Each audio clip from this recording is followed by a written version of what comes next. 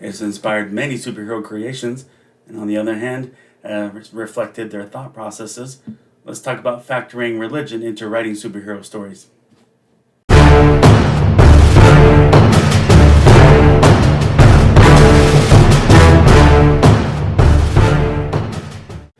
Welcome to my channel, KC, that's me, Carrie Chug, the Sludge Storyteller, here to talk about the wonderful world of storytelling and to open up discussion about how we can tell the best stories we can. So, before I start, shameless plug. I just got the notification that Sledge is almost out. They're going through the process of putting everything in place. They got to edit my entry as far as it becoming available. I'll receive the sample copies that I ordered, and I'll plan on putting a few of them into public libraries like I've talked about before.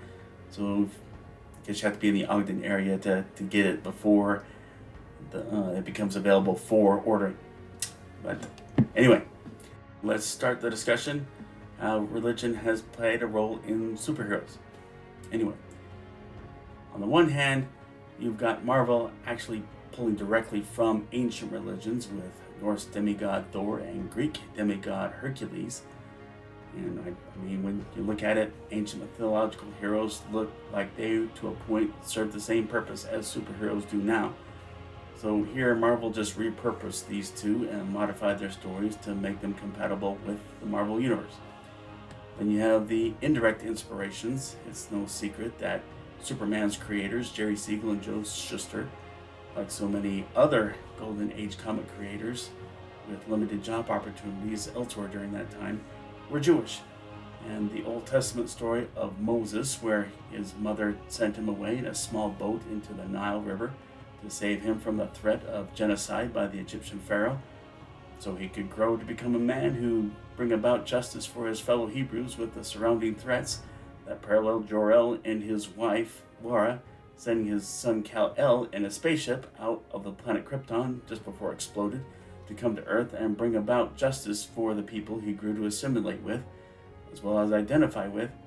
And furthermore, as pointed out by author Bruce Feiler, Superman's Kryptonian name, Kal-El, is, in Hebrew, Swift God. But that was Siegel and Schuster's mindset, though I can't help but think that later writers were influenced by Christianity when it came to Superman. In the New Testament, the well-known John 3:16, we read, "For God so loved the world that he gave his only begotten Son."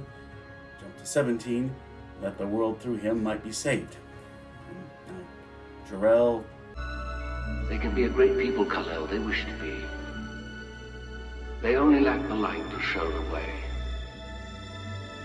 For this reason above all, their capacity for good, I have sent them you,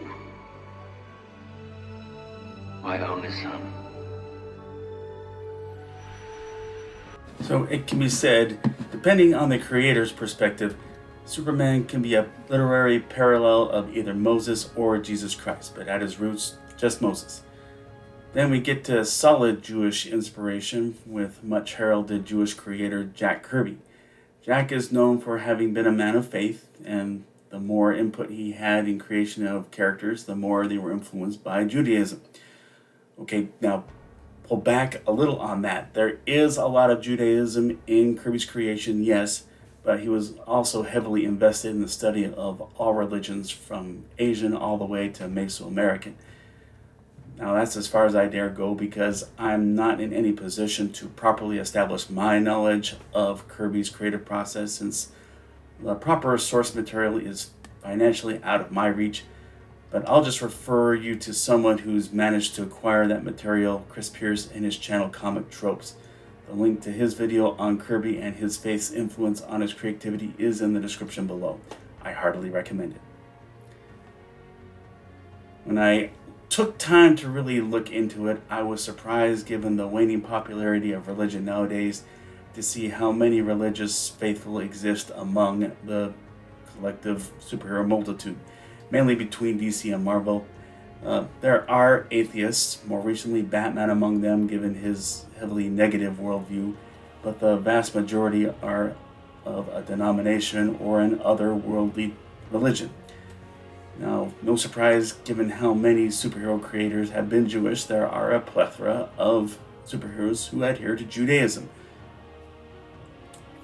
And another, no surprise, how many superheroes identify as Christian, whether they be Catholic or the whole spectrum of Protestant. Now, they could be Muslim, and there are a share of Buddhists among superheroes. But several other real and imagined faiths come into play, and it would be another 10 minutes to list them all. As I mentioned before, religion lately has waned in popularity, but in fact, faith is a predominating superhero characteristic. It works on the level that believers identify with, and many non-believers are fascinated by. It speaks to their thought process, their worldview, principles, and the challenges they may face in keeping their spiritual integrity, as they may face situations that try to push them off center from that. Challenges that may lead to their conquering or stumbling in the effort. It has rich potential in storytelling. So all those factors, you have to be careful, depending on your audience. If you have an audience focused on people of certain faith, that may work to have it be about what it means to be a good adherent to that faith. You just have to keep in mind that a limited audience can easily mean limited profitability, especially as expensive as producing a comic book can be. Now, I am a man of faith. I do look to God for progression in faith, or personal progression, and a big part of that progression is exercising indiscriminate kindness and recognizing the good in people of all demographics. For that reason, I'm not a fan of using a hero's faith as foundation to the plot. In most cases of effective portrayals of the faithful among superheroes, it's incidental to the plot. Often a story is about a hero's challenge in accomplishing their purpose while staying true to their principles, and their religion can play a vital role in that. In the case of Daredevil, it's about understanding the struggle in what living his faith entails, and depicts his guilt when he falls short. And what you see with Daredevil and other Catholic superheroes is the creators taking advantage of the rich imagery associated with Catholicism. As well, there's that visual advantage. It exists with Judaism, Islam, and all other religions popular in Asia. And so, taking advantage of that, there's a lot of nice things to see, beautiful things to see. There's beauty in artwork of all religions, I have to say. Bottom line, with a mixed audience, it's common for readers to not want to feel like they're being preached to. Religion here should only serve to add dimension to a character. That's my take on superheroes and religion. Agree, disagree, something I left out? Please let me know in the comment section. If you like this video, please click like. If you like this channel, please click subscribe, or follow me on Instagram. Sledge number 1, as always, the link to that to order is in the description there below. Sledge number 2 will be soon to follow. But as always, let's always look for civility and goodwill among everybody around us. We may have disagreements, but they don't have to wedge between us and create discord. Let's see everybody as equals and value what everybody has to offer around here. And amidst of this pandemic, everybody, please get vaccinated. Let's end this sooner, as soon as possible. And it feels like it should have ended sooner by people taking that precaution. But everybody be safe. No surprise here, and God bless.